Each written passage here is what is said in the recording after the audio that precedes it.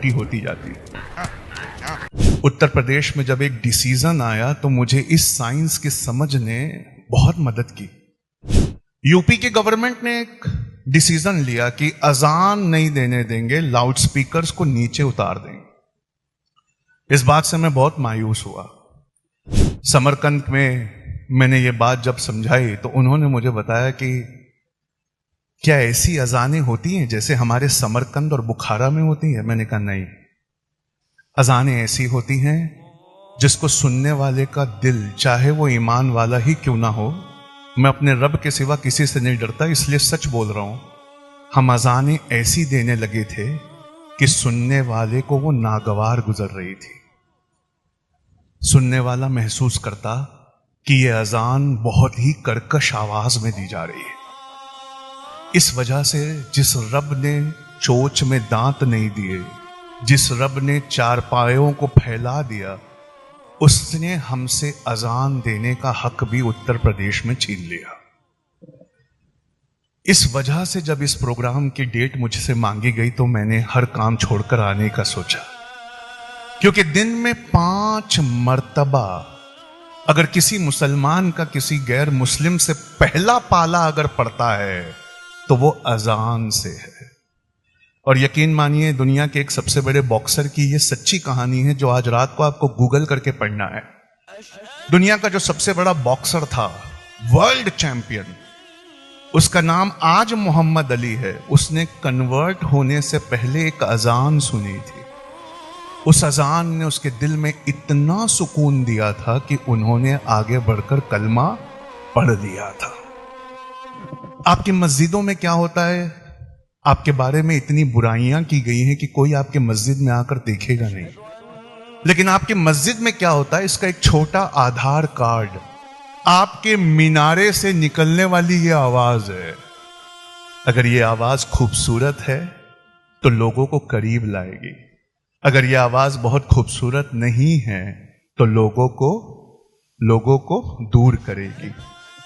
खानकाएं हुआ करती थी, मदरसे हुआ करते थे, उनके बारे में यह मशहूर था कि कोई किसी शहर में जाए और उसका सामान चोरी हो जाए और उसे भूख लगी हो तो एक खानकाह ढूंढ कर पहुंच जाए और वहां पेट भर के खाना खा ले।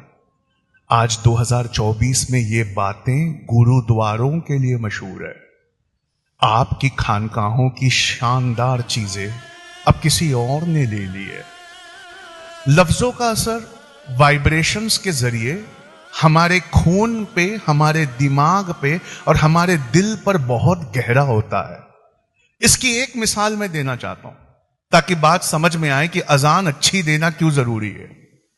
आपने कभी किसी बेहतरीन लीडर की अच्छी तकरीर सुनी है?